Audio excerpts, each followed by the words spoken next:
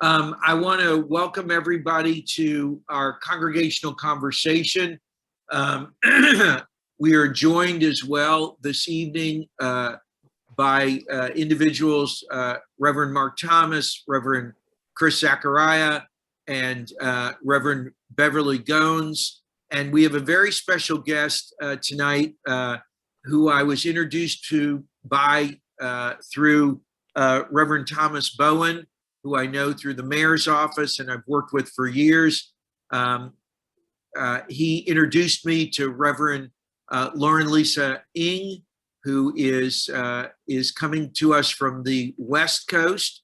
And I'll let her tell us a little bit about what she does in her other time when she's not running around and helping rabbis run programs.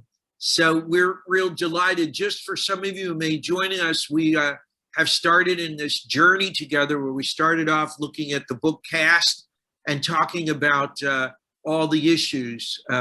It was the cinematic murder of George Floyd and the aftermath that began us all talking about what was necessary for a reckoning and how do we embrace this. And it has been a very fruitful time. And just as we've seen the incredible rise of hatred towards the African-American community in the last 24 months, we've seen unprecedented anti-Semitism in the last 24 months. And as well, unfortunately, one organization, just one alone, counted over 3,800 incidents recorded against the AAPI, the Asian American Pacific Island community.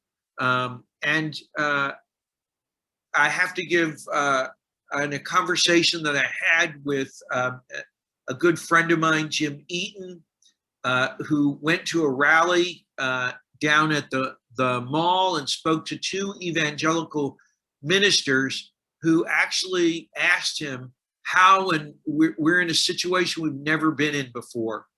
And so as we've been talking about how we can support one each other, how we can understand one another, how we can move to a place of both standing in to be co-conspirators and to help end systemic race and to raise awareness of our own consciousness and our own actions and be aware of how we may be contributors to what's going on. I was particularly interested in trying to ask members of the Asian American community to come join us and to talk about what they've been feeling and what's been experienced. So tonight we'll hear from Laura Lisa Ng, who is a reverend in San Francisco. I'll let her introduce herself and what she does. She works for the Baptist movement, as I think the fair thing to say. But she's here also as both to talk about her personal experience, her professional experience, and she also happens to be a very gifted writer who we're going to be able to share, and I believe some of her poetry, and through the use of poetry and literature, we'll be able to get a different lens at looking at the experience. We also have on as well, we will hear from Reverend Dave Gibbons, who was in Sherman Oaks, California for a long time, moved his church into a greater community of need. He is on a spiritual quest journey this week and is unable to come by phone. So we did a little talk with him over the weekend, and it was very insightful. So I believe we're going to start with a reading of a piece of a book that's called Minor Feelings, a very interesting book. It is by Kathy Park Hung. It's called An Asian American's Reckoning. And there's a piece in this that is, I'm going to give a disclosure as Stephanie reads this. This is a powerful piece, but it's difficult to listen to because it is very, very painful to hear what echoes in that. When I shared this piece with Reverend Ng, she told me that both she and Kathy Park both attended Oberlin College, and I believe, am I correct, Lauren, that you were both in the creative writing program there? Yes, that's right. Will you give everybody what you do in your professional life as well? Because I don't have my little scrap of paper and I apologize. Sure. Thanks, Rabbi Lustig and Stephanie and everyone at Washington Hebrew Congregation. It's really a privilege to be here with you guys tonight. Also to Reverends Beverly, Chris, and Mark, and all of the congregations and communities that you represent. So as Rabbi Lustig said, I serve as Director of Leadership Empowerment for Get Ready. Actually, Baptist Movement was probably a good paraphrase. The organization is the American Baptist Home Mission Societies. So we like to be verbose in Baptist circles. So in that role, I work with leadership programs for our at the national denominational level.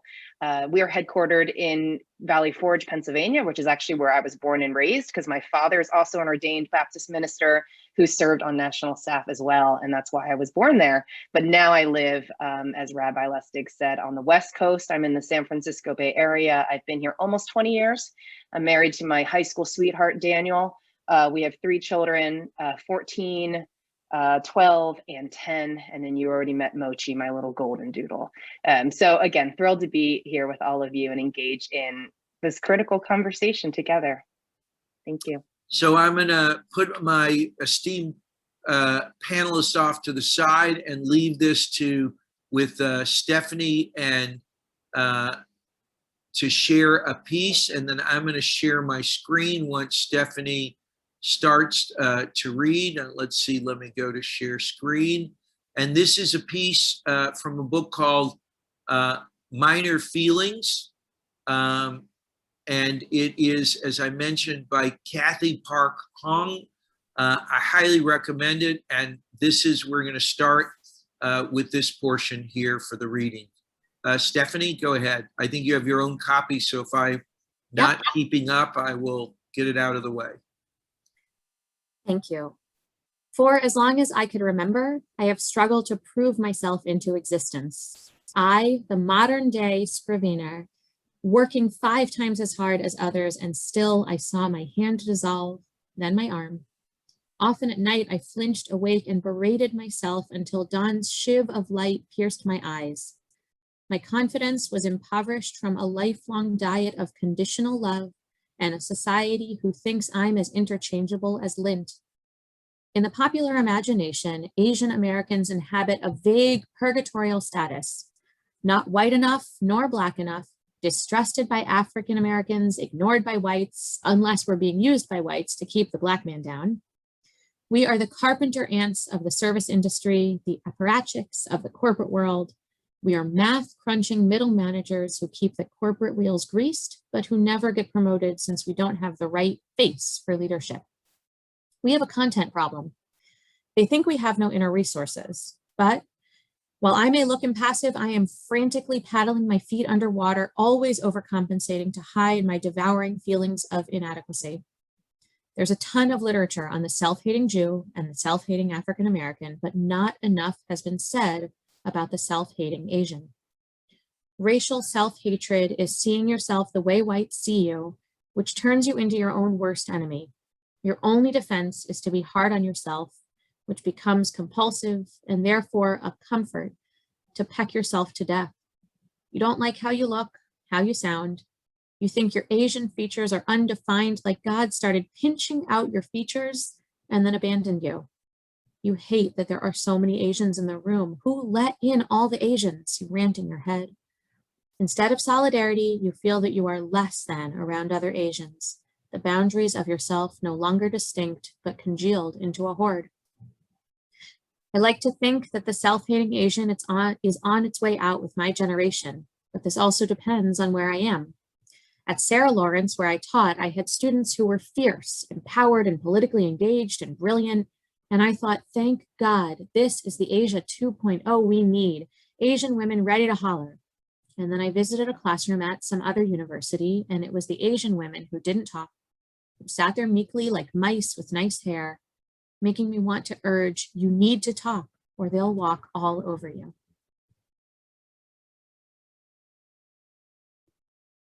Thank you. We shared this earlier with in the weekend with a colleague, somebody who I had the pleasure of meeting, working with him in Morocco with Jews, Christians, and Muslims, with Sheikh Ben Baya, a very gifted and talented minister. And I think we have prepared, do we have the video to share of Reverend Gibbs, Stephanie? Whoops. We do. Hold on one second. Everything is freezing for some reason. Rabbi Lustig knows I was having some computer issues this morning. Well, this afternoon. So give me one moment. And actually, if you don't mind, perhaps we can invite some preliminary thoughts while I wait because it's spinning. Okay. Well, we know how that spinning goes. So with Reverend Gibbs, it's a very interesting situation. He's an evangelical minister. He has been in the he moved his church from Sherman Oaks and has responded and really talked. And basically what he said when he heard this is that we need to think about the diversity. And maybe I'll just paraphrase this, Stephanie, and you can correct me if it's all right. He talked about that we really need to think about the diversity.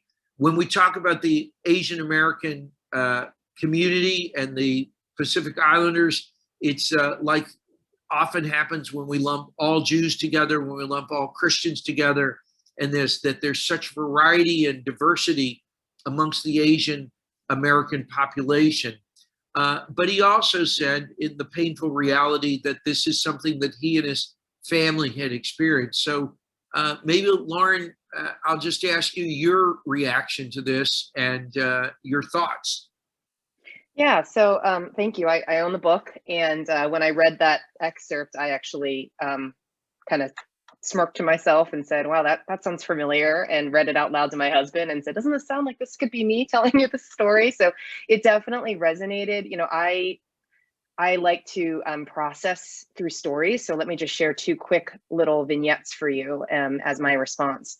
One is that as a child, a second generation Chinese American, my father is his older brother immigrated, but my father was born in Boston. So his generation's kind of split.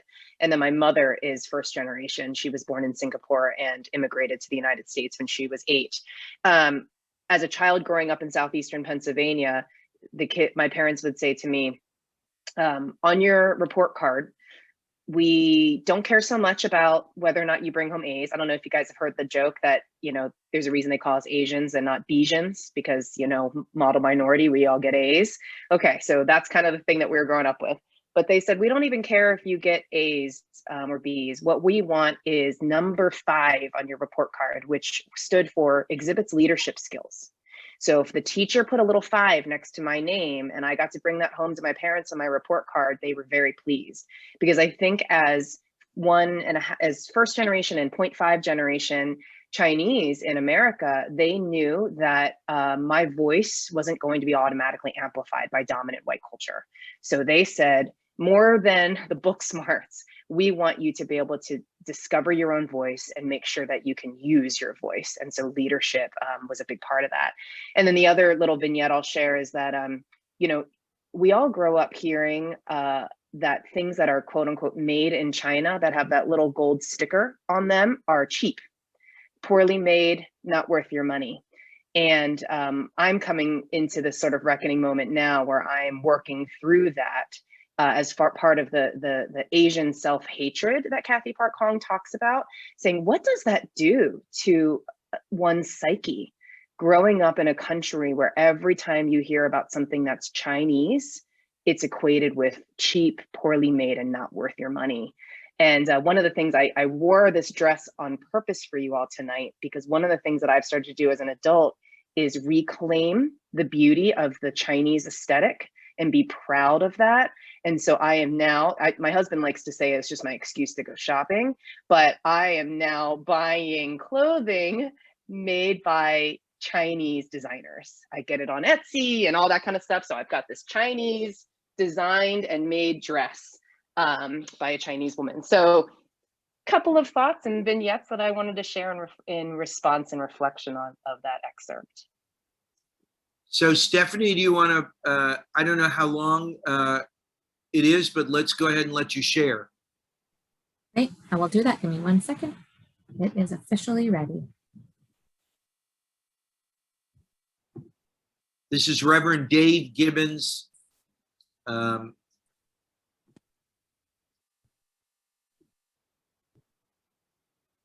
happy to be with you and your community of faith and those who are engaging in this very important conversation. I think number one, I would say this is a unique season of reckoning.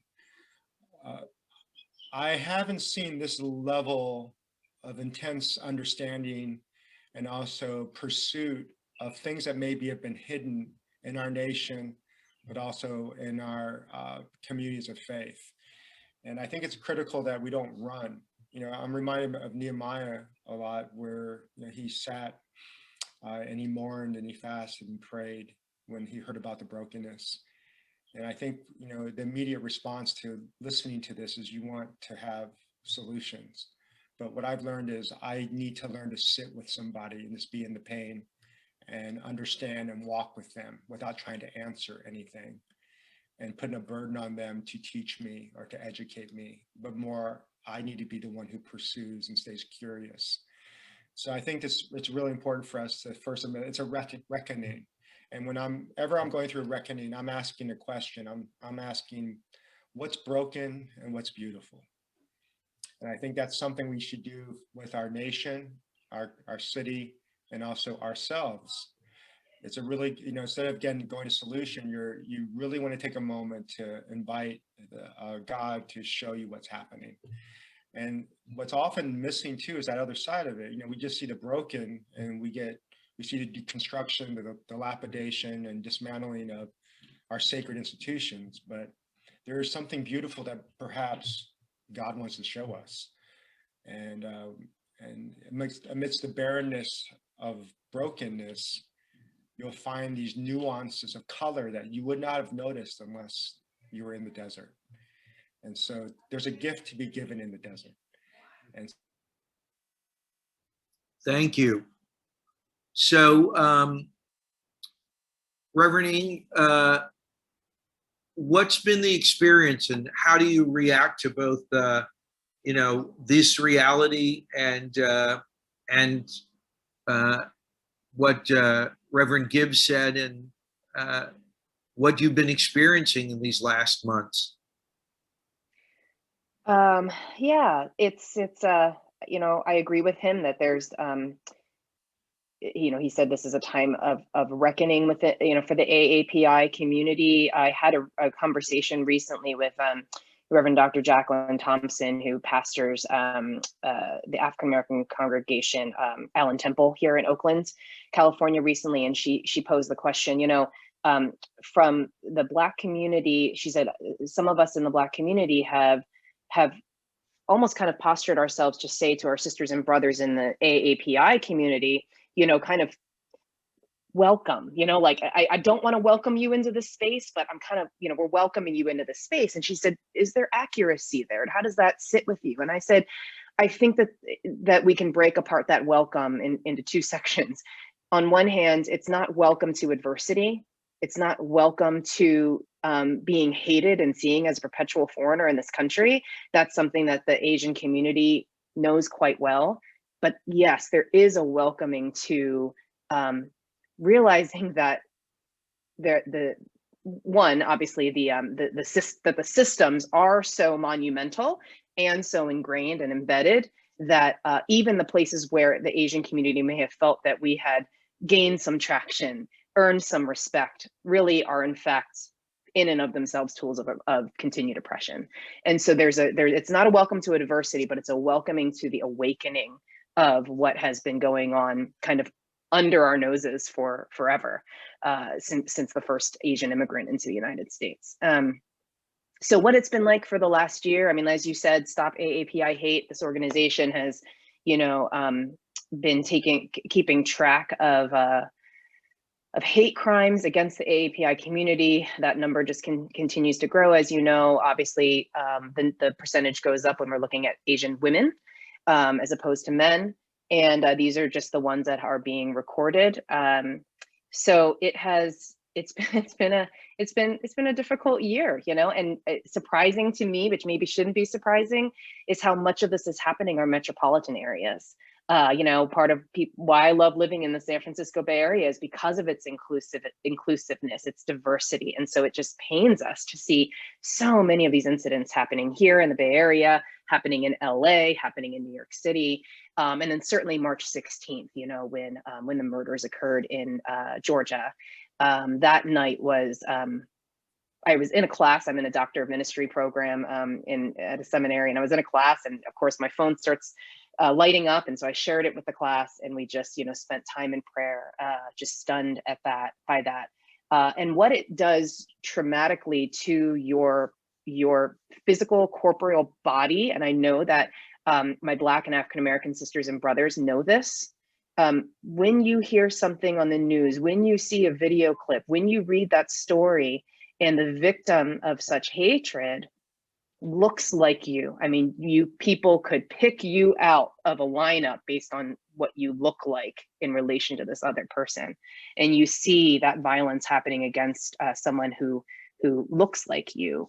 There is that bodily trauma that we experience and then retain in our physiology. And so I think, you know, whether it's what happened in Georgia, or it's going through reliving the murder of George Floyd through the trial of Derek Chauvin, whether it's Dante Wright, you know, any of that, we feel it in our very bodies and our very souls.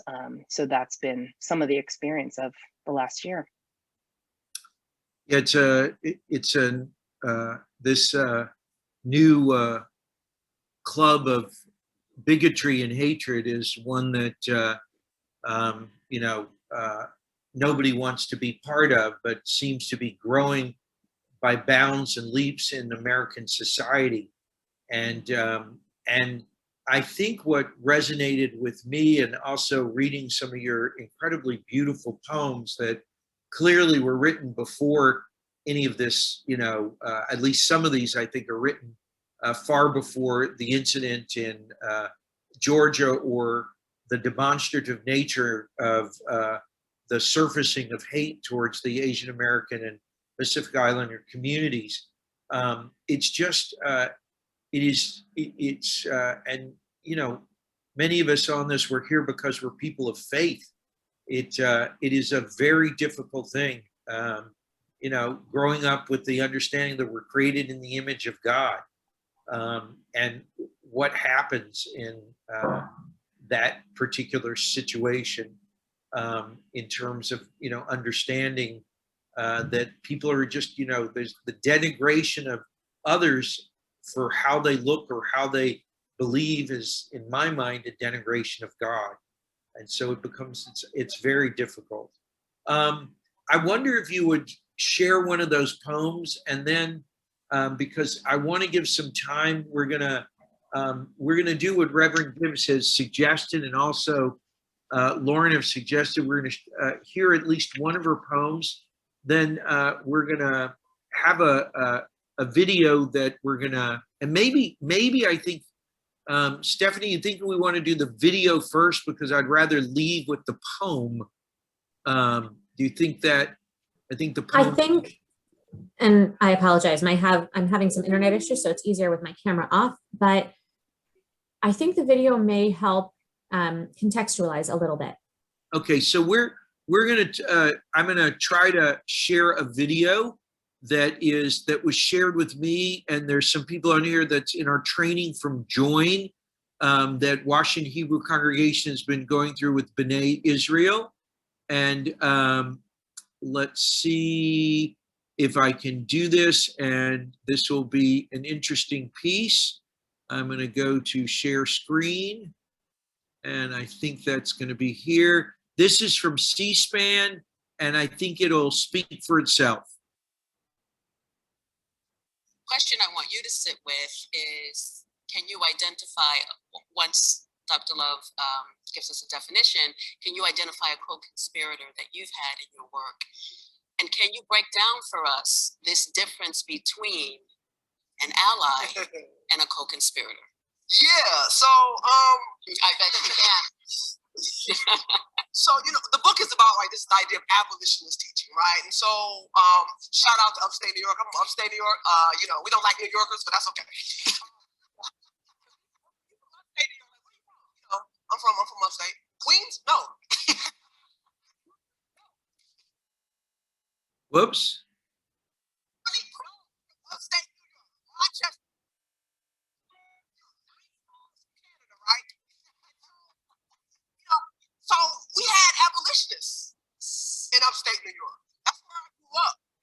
And the one thing about an abolitionist had to be a co-conspirator.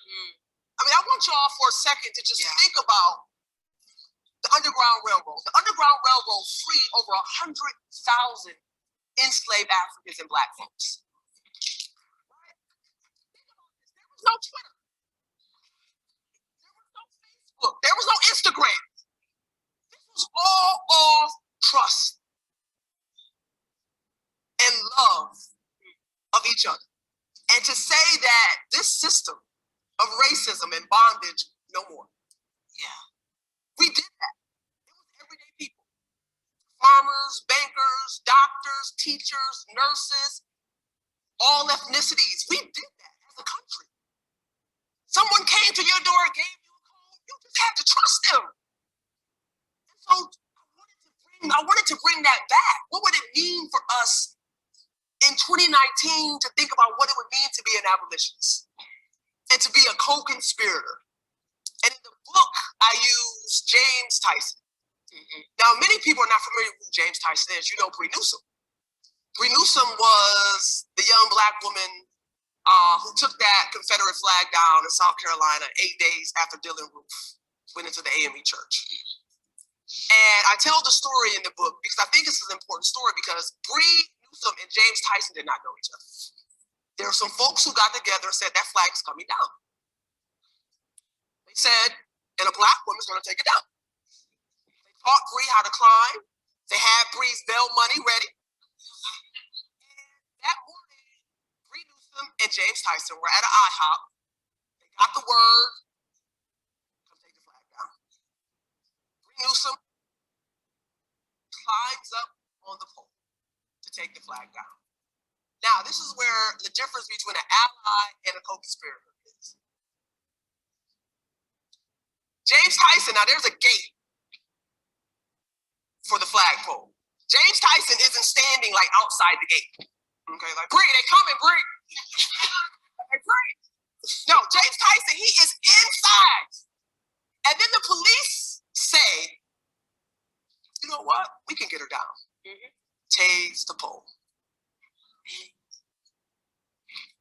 James Tyson, because he wasn't here, he was here, said, okay, put his hand on the pole. That white man at that moment understood why he was there. He put his hand on the pole, and he knew that the police would not tase that pole with a white man, healthy white man, right there. That's what it means to be an ally. You stand out there. And allies know all the language. They read all the books. They come to the meeting with all the terms. Right? They read the report before you read the report. But I always say allies make Black folks so bad. Like, did you read the new Ta-Nehisi Coates book? Yeah, I didn't read the new Ta-Nehisi Coates book. Like, I've been busy being Black. I didn't read the new Ta-Nehisi Coates book, but I know it's fire. Right? So they come and they know everything and they good. And then after the meeting, you're like, well, what we gonna do? They go, you're like, they left already? Where'd they go?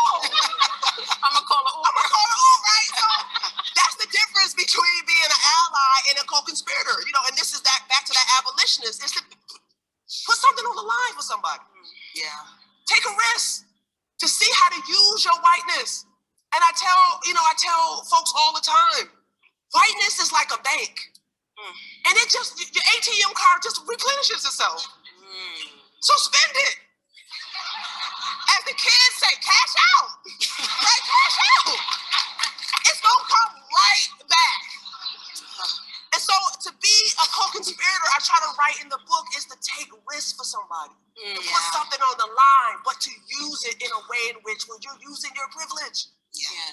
use it. And I'm not just talking about white folks, I'm talking about cisgender folks. Use it for trans folks, like use it for queer folks. Like put something on the line, take a risk. It doesn't have to be small risk, big risk. James Tyson simply said here,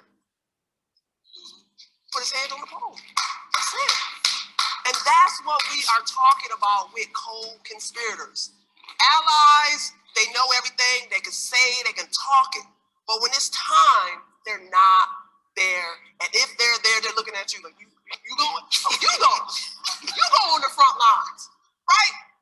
Black folks and brown folks, we don't want to fight racism. The Creator did not put me here to fight racism. Yeah. If you believe that, that's racist. I should be here and be in my full life and be my full self and my full human. Yes. But I gotta fight what y'all created. So they gotta come to the table with something more than just I read the new book. Right. Right. Take a risk. So having heard that definition. So like I was saying, I just read the book. Yeah.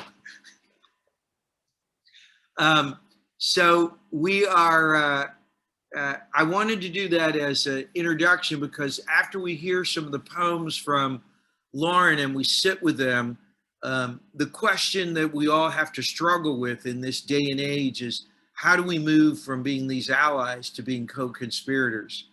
And, you know, there are no solutions or easy solutions, but I think the first thing that we have to do is we have to listen and we have to learn. So if you would share with us, Reverend Ng. Yeah, I'd be happy to. So I'm going to read you a poem that is called The Game Board, Second Generation Chinese American Female Edition. Here's how you play. Wake up in your safe suburban neighborhood, move ahead 2 spaces. Get dressed in your safe suburban clothes, move ahead 2 spaces. Mask up to head out, wave at the neighbor as you drive down the hill, code for you live there. Move ahead 1 space. Walk into store and watch as they stare at your half-hidden face. The mask useless. Your onyx hair and crescent eyes betray your invisibility. Move back 3 spaces. Stand in line, try to stifle it, but they don't know you've suffered from allergies your whole life. The cough escapes. Move back 2 spaces. The cashier speaks. You respond in your perfectly perfect American accented English. Move ahead 3 spaces. Walk back to the car. Notice 2 men talking. They stop, stare, track your movement. Muscles tighten, pace quickens, heart bursts. You've drawn a wild card. Climb in safely.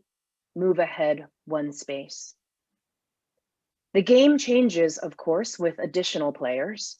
Bring along your white husband. Move ahead 3 spaces. Bring your half-white children. Move ahead, well, logically, 1.5 spaces. Go where it's safe and free from hate. Chinatown, Oakland, East Bay. Oh, wait. A virus arrives. Move back 5 spaces. An incumbent falls. Move ahead 1. His message does not. Move back 2. A challenger wins. Move ahead 1. But fear requires no victory. Move back 2. Vaccines arrive. Move ahead 2. The virus mutates. Move back 3. But they all love Asian food. Move ahead 2. But they still think we're dirty. Move back 3. But we work really hard. Move ahead 2. But we steal their jobs. Move back 3. But Asian girls are hot. Lose a turn. And Asian girls are submissive. Go back to start. This they do not realize. It is a single string that ties acceptance with disgust, pulled so tautly, you just might break.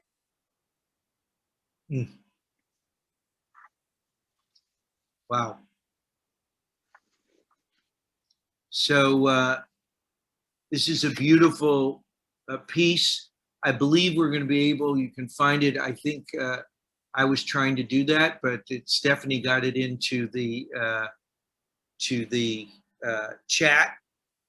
What we'd like to do is take a little moment. It's about, and allow people to go in a breakout. We're going to have that poem, and I believe one other poem that people can look at. And we're going to put a few people, I think that we can do a few breakout groups, and I'll leave that to Stephanie. And then we're going to come back, and the two questions, one is what's the reaction to the poem and when we sit with it, and the second is what strategies we might employ to think about moving from being allies to co-conspirators. But that's beautiful. I think you'll find some of the other pieces that the gifts that Lauren Lisa Ng has shared with us are just very powerful in understanding, and for us to understand a different piece of the lens of how some of our fellow Americans feel and see and are perceived, or perceive themselves to be perceived. Stephanie, any instructions here? Yes, so the whole poem, I had to put it into two different pieces, but you'll see that piece. Thank you so much, my God. It's called the game board. And I think the next one we're going to share is You Say You Don't See Color. Am I correct? Yes, so we're going to share that one into the chat as well. And then in just a second, your chat, everything that is in the chat now that you have access to, you'll be able to maintain access. And we'll go into 3 different breakout rooms in just a moment.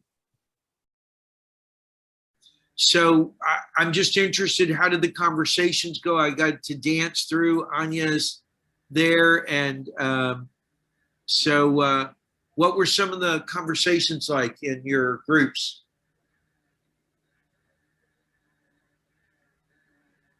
Not everybody at one time now. I can't hear. I was saying not everybody speak at one time. Well, I just want to know, I'll let Mark mention something about going to buy hair products, and I said that Chris. I didn't want to start with me, but this and said, so on the surface, if you look at some of what I've seen Black people do towards Asians, it is deplorable. But what I was trying to bring to light is a piece that many people may not know. In the Black community, many people feel like Asian people will start businesses in our community targeted towards us. But then we feel like interlopers in our own communities when we shop in those businesses. So the hair care product store has metal detectors. Nobody's running up in the hair care product store with guns. The Chinese food store has, and this is just in my own neighborhood where I grew up, has bulletproof glass. Nobody's knocking off the Chinese food store to get whatever the money that they're. Nobody's doing that. So you go in and you feel disrespect. If you ever had to take your food back, it's a problem. So and then people have issues generally with cultures they don't know and they don't understand. So these folks will drive into our communities with their Virginia license plates. Shout out to anybody from Virginia, and it's a little different on the West Coast. Reverend Ng, I served in Oakland. Dr. Zacharias served in San Francisco. So we also know Jackie Thompson. And I mentioned that in our group. Tell the sister, I said, hey, when you talk to us. So so it's a little different because the Asian community is a lot bigger on the West Coast. But it's a little more sectarian here. And what happens is that angst builds up. And then, so when it seems like it's open season to hate on Asian people, as ridiculous and asinine as it is, then people will respond to not to what they know about Asian folk, but they'll respond to how they were made to feel in these businesses. And it's a serious problem in the Black community that is not written about very much, but it's a major issue.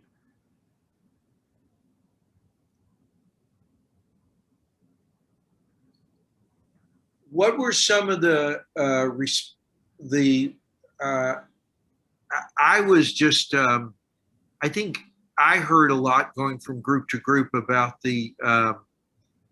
first of all, how beautiful the poems were, but also how insightful they were in never thinking that this was going on in the mind of, or in the reality of the Asian American community. And, one of the things that Dave Gibbons said is that we need to be very, very careful because, as you mentioned, talking about the Black community or the community of people of color, it's about as diverse as any community, and we can't ignore that. And the Asian American community is totally diverse. The Jewish community is very diverse. And so, when we paint everything with this one brush, but it was insightful because the universal feeling of otherness, I think I could relate to as a Jew. And I'm sure African Americans, people of color, could relate to it as well for what they've experienced. I think also towards the end of our conversation, we tried to give concrete descriptors of how to move from ally to co-conspirator.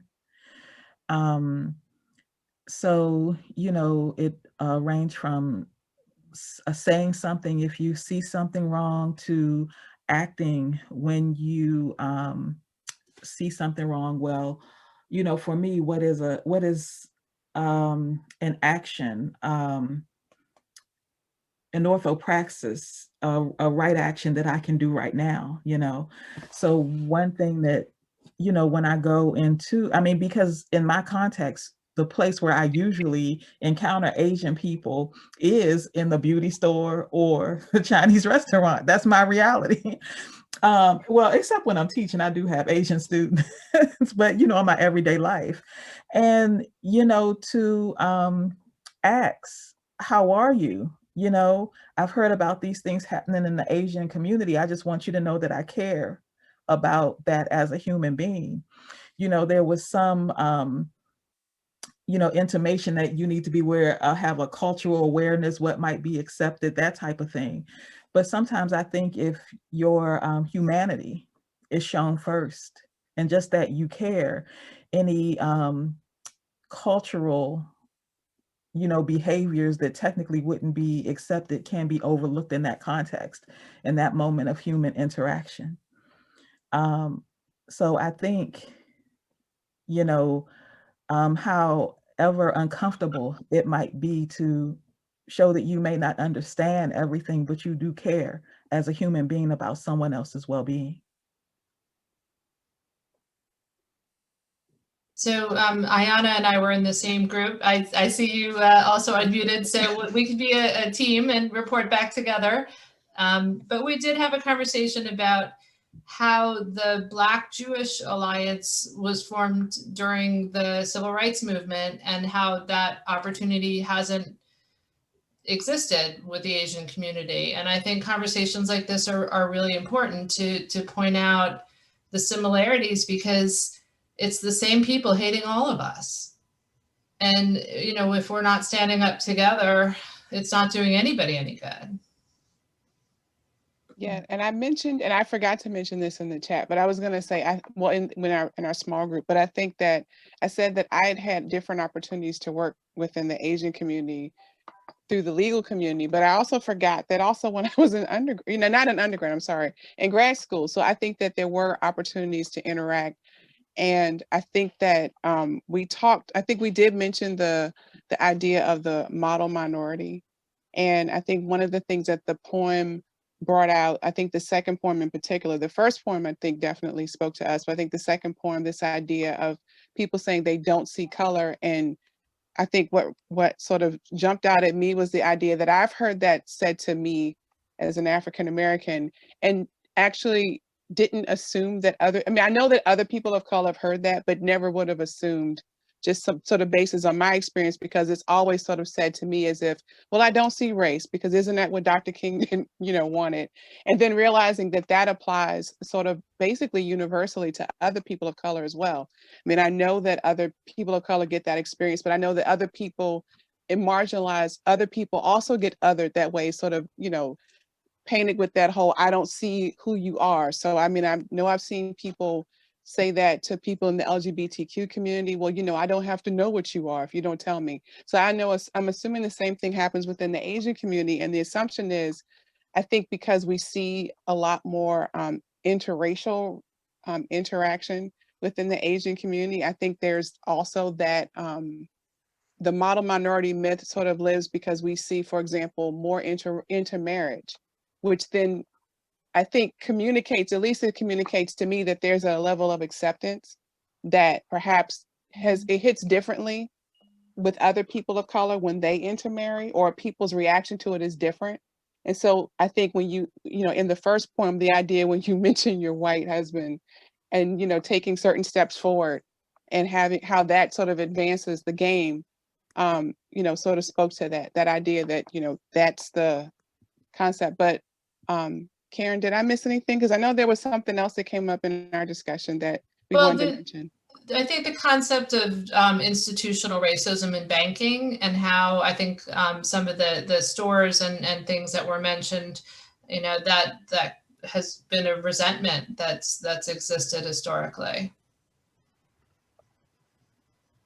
If I could jump in here too, and I think your group had a wonderful discussion. And Ayana, I'm so glad you brought up the part about interracial marriage as well, because we talked in our group a little bit about the American exports of, the white American export of fear of the Black man. And that is an export that Asian immigrants have unwittingly consumed. And another one is the sovereignty and protection of the white male for Asian women. And I remember how appalled I was when I first saw Miss Saigon, and went to go see that and was like, look, is anybody else seeing that this is kind of troublesome? And then seeing Madame Butterfly and being like, whoa, wait a second here. And it was interesting because I told you my husband, we dated in high school, and I always joke that there were only like 2 other Asian guys to choose from, and one was my brother. So it's not surprising that I ended up marrying a white man. He's actually half Jewish. His last name is Kushner, not to be connected to the other famous Kushner we know. But anyhow, I remember in college when I kind of had my coming of age or awakening as a woman of color, sending my now husband, then boyfriend, Peggy McIntosh's article, Unpacking the Invisible Knapsack of White Privilege, making him read all the stuff and saying, do you realize that you are a member of the white male patriarchy, and if this is going to work, we're going to have to unpack some stuff together.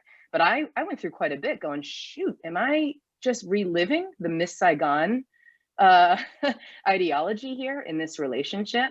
And because, as you said, you see a lot more interracial marriage, and you see a lot of Asian women with white men. And I will never forget, there's a poem that I wrote that you can check it out on my social, but it's called The Things They've Said. And one of the things that somebody has said to me before was, my husband and I were walking down the street in San Francisco, and a man said to my husband, not to me, does your Asian monkey do tricks? Now, what you don't know from the poem, only I would know this, is that the man who said that was an Asian man. So an Asian man said to my white husband, does your Asian monkey do tricks? And so you're starting to see the tension that even exists within the Asian community between men and women. So anyway, lot more there. We'll have to have another conversation, Ayana and Karen, but I wanted to share that. Reverend Ng, were there, when we asked this question about how do we move to be co-conspirators, does that resonate at all? Are there things that you could suggest? I mean, yeah. I mean, it absolutely resonates.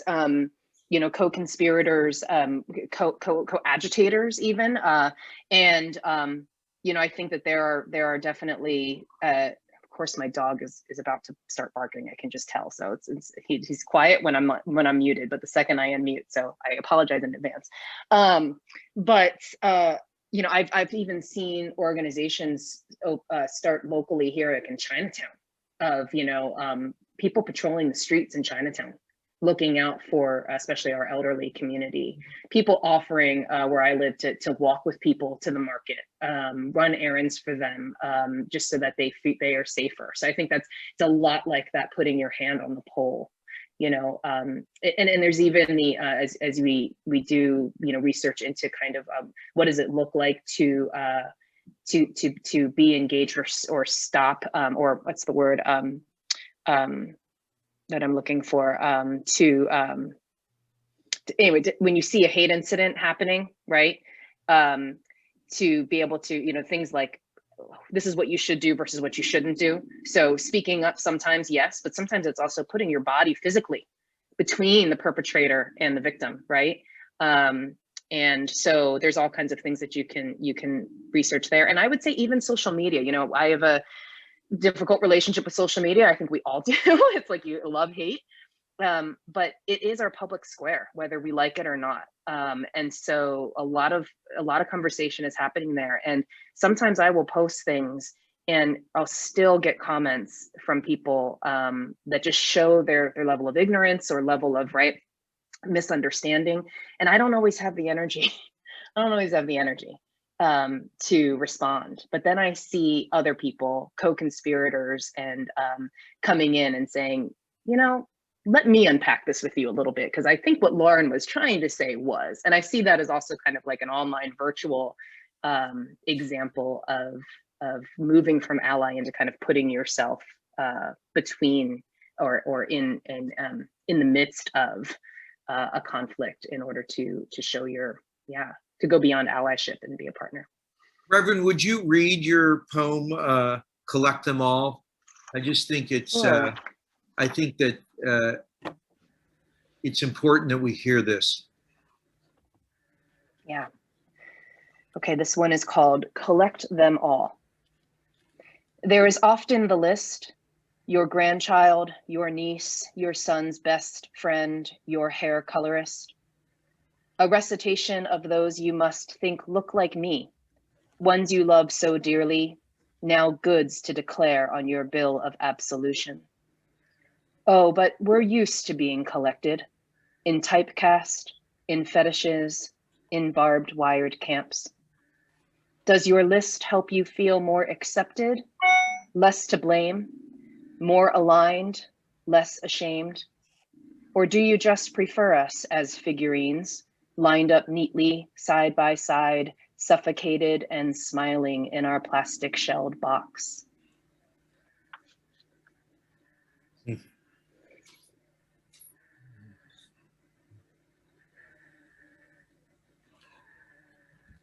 Rabbi, this is Walker.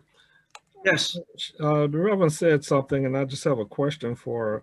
She stated that they are now beginning to kind of police their area to try to provide protection for one another. And my question is, do you see anyone outside of that nationality or race stepping in to try to help? I'll answer your question honestly, and no, it has tended to be Asians doing that for other Asians. Okay, then that leads me to the answer to a question that was asked earlier, what do we do? And I think the thing is that all of the people who are struggling, who could fit that poem that you read, the first one that was the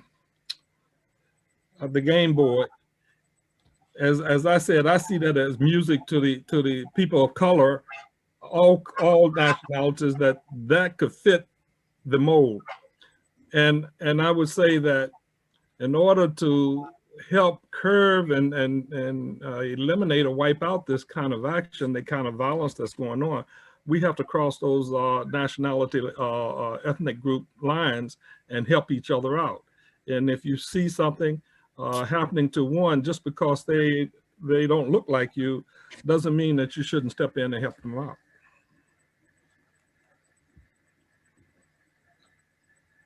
I think that that's a beautiful concept. I also,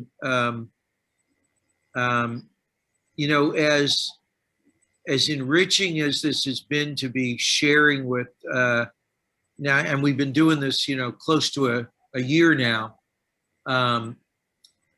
It's also incredibly painful when I realize, you know, what the everyday experience has and is, and the burden that sometimes we allow others to carry. And then we need to, you know, in some ways figure our way to to hold up the burden and to stop the weight from pressing down, whether it's in the African American community, whether it's in the Asian American community, the Pacific Island community, whether it's, you know, me listening to somebody, you know, standing in Charlottesville saying, "You will not replace me."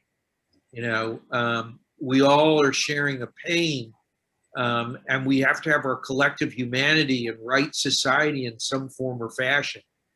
And I think the first part of this is that, you know, it is in some sense through the art of dialogue. I think it was maybe it was Hermine Dreyfus who was saying the other day that we've lost, she said in her group, we've lost the art of conversation. And, you know, and Beverly said something beautiful as well, saying that, you know, I'm going to stop worrying about being politically correct. I'm just going to, even if I say something wrong, I want to say what my compassion is and to show my compassion and to share my compassion. And excuse me, what you hear in the background is my 13-year-old lab who's making all sorts of terrible. You okay, Zach? Oh my goodness, I think he drank too much water too quick. But in any case, you know,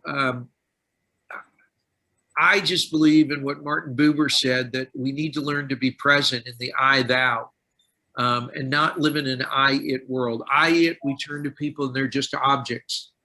You know, you pull into a service station, you roll down the window and say to the woman, fill it up. You know, they service you, they do something. I, thou relationships are very different. All of those have an eternal thou, a God present in those relationships. And somehow we have to move ourselves from a society that pushes the I, it, that we see others as objects, to being able to be in an I, thou relationship. And tonight, through your poetry and your gifts, I'm just amazed. You opened up a new window, a new sympathy. Sympathy is the wrong word, but another layer in the complexity of pulling back the layers of what makes America. And as Gibbs said, the beauty is that we're all people of faith and that we're coming here together. And what drives us is because we want a better tomorrow. I have learned so much from Chris Zacharias, from Mark Thomas, from Beverly Goins, from Ms. Hawkins, from my own people in my own congregation. I'm enriched. And tonight you gave us a great opportunity to share. I'm going to leave it for closing thoughts. I'm going to put this on a little more on gallery. And if other people have things to share, please feel free to engage, and we'll go around the horn. And if there are any closing thoughts from Mark or Beverly or from Chris or Karen or Ms. Hawkins, Reverend Walker. And I lost Reverend Shannon. I got to get him back on here. There he is. There he is. I've got him in. I suppose the only thing I have to say, Rabbi Lustig, is that once again, I thank you for the challenge. I think just by coming through the George Floyd trial and everything, and then the other, you know, policing issues we've seen and the violence against our Asian Americans, it can just be exhausting, you know. And even this conversation was at times kind of, oh, do I have to go there? Do I have to think about this? Still exhausting. But in my exhaustion, there's still inspiration, you know? So I'm going to the beauty store tomorrow. I'm going to somebody's beauty store and check on me, an Asian person. That's my goal. Good. And I agree with Beverly. It's been exhausting, but it is exhilarating tonight. I thought I had a great pulse in ecumenical partnerships within DMV, but not with API. So my goal is to do a better job in that outreach. And one question I'll ask of Pastor Lauren, from that board, from the poem, I think the board game, a question was, when I was thinking about it, moving spaces up 1, 2, up 3, back 3, 4, is there an ending point? Does that person actually line back up to the beginning or behind? There is when we go back to be with our Creator, isn't there? And that might be, but I believe that's when the game ends, when the game is completed. It's a good question, though. Thank you, Chris. Rabbi, I happen to have grown up a good friend of mine. I wish I could find him. He's not on social media. His name was Dick Ewan. Dick's parents owned a Chinese food restaurant not far from our high school. And we used to tease each other about, hasty overgeneralizations about our culture. One of them was pretty funny. He used to say, Mark, how come when the brothers come in the store, they always say, give me shrimp fried rice? He said, that's all y'all eat. That was funny to me because I knew that it wasn't true. But one of the things that happened was just with us going back and forth, how you do in high school, you tease each other. We broke down a lot of those barriers. And at the end of the day, he was a cat born in China, raised in America. And I was a brother born in West Virginia, raised in the DC area. And that's it. That's all of it. So I just think that if we have more conversations like this, break down those barriers, we realize people are people and everybody's deserving of love and care in our humanity, then I think that what is lost in our society, Rabbi, is that we've lost the value of life itself. We've lost the sacredness of life. What we saw happen to George Floyd was a denial of the sacredness of life, that his life did not matter. And we've lost how to value each other, regardless of the color of our skin, how to respect each other, because we all come from the same Creator. And we pray and call him Father. That means if his Father was all, that means that we are sisters and brothers to each other. And that we can ever grow to the point where we recognize the sacredness of life, the value of every human personality, we will be well on our way towards overcoming the distinctions that we make among ourselves. Thank you. I also want to interject quickly a concept that's within Judaism that's I don't want to lose here. We have a saying that says, Baruch Shamar v'haya ha'olam. God spoke and then there was a world. God spoke the world into being. And I think that we have to think about the power of speech. We've seen tonight the power and beauty of words and poetry. But our individual speech, our ability is of making sure that, as Beverly said, that our compassion comes through. And, sometimes I don't have words, I can just shake my head. But I think that we can all do better. And it's something that, we can't tolerate in our society. Words of hate in any form or fashion, despite what color they resonate from. The idea of words of hate are still engender hate, and I think that we really have to work very hard to end all forms of hate speech, whether they come from the Jewish community, the Asian community, the Black community, the Christian community, the Muslim community, however you want to slice or dice it, it's not acceptable. And when we allow it to take place, we're given credence and acceptance to that. So to me, that video is we got to start putting our hands on that pole a lot more. Whatever privilege we have, we got to have the courage that that white man had and said, if you're going to shock her, you're going to shock me. If you're going to speak ill of the Asian American community, you're going to have to speak ill of me. If you speak ill of the Black community, the color community of color, if you're going to be anti-Semitic, you're speaking against all of us. And if we unite on that front and answer to our Creator, as Reverend Shannon said, I think we have a power that we don't even understand we have. So I'll stop preaching. Other comments? Reverend Ng, I want to, on just incredibly short notice, you were so generous of spirit to come. I think that we invite anybody you want to invite to our congregational conversation. You have enriched us and taught us.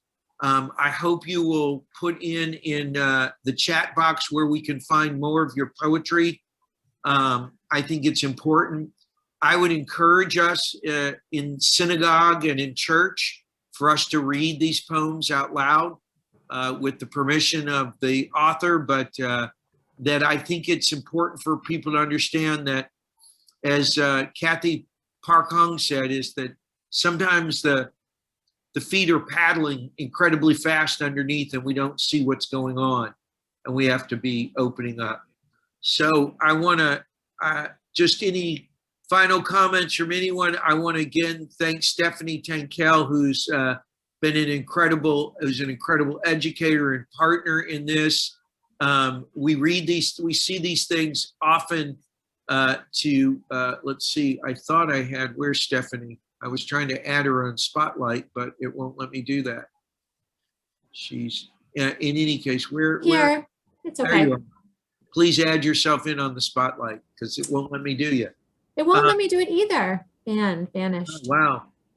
You're banished. I don't know.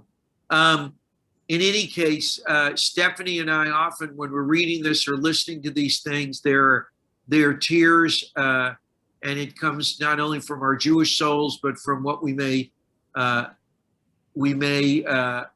in our experience and sharing together. So I hope that we can do this and share. But I want to thank you, Stephanie. I want to thank Reverend Thomas and Reverend Chris Zacharias, Reverend Shannon, Sister Hawkins, and Karen Herron, and others who helped participate for being with us tonight. We'll put together our next journey to our Muslim friends who would have joined us, and some who I see were on with us. I say a Ramadan Mubarak, and I hope that the fast goes easy for them. But I hope that we all gain strength and sustenance from this. Lauren, thank you. Rabbi, you deserve the commendation of us all for your positive and courageous leadership. I know that you did not ask me to say this, so don't deny me the opportunity to say it. I think that you have provided creative and positive leadership. Wow. And you choose to light a candle rather than to curse the darkness. Thank you for your leadership. Well, thank you very much, but you have to understand I'm a child of a Holocaust survivor, and if I don't behave, my mother's coming after me. So, I better try to do the right thing. So we all live with our ghosts. And mine's 91 years old, and she has not stepped back yet. You don't want to mess with this woman.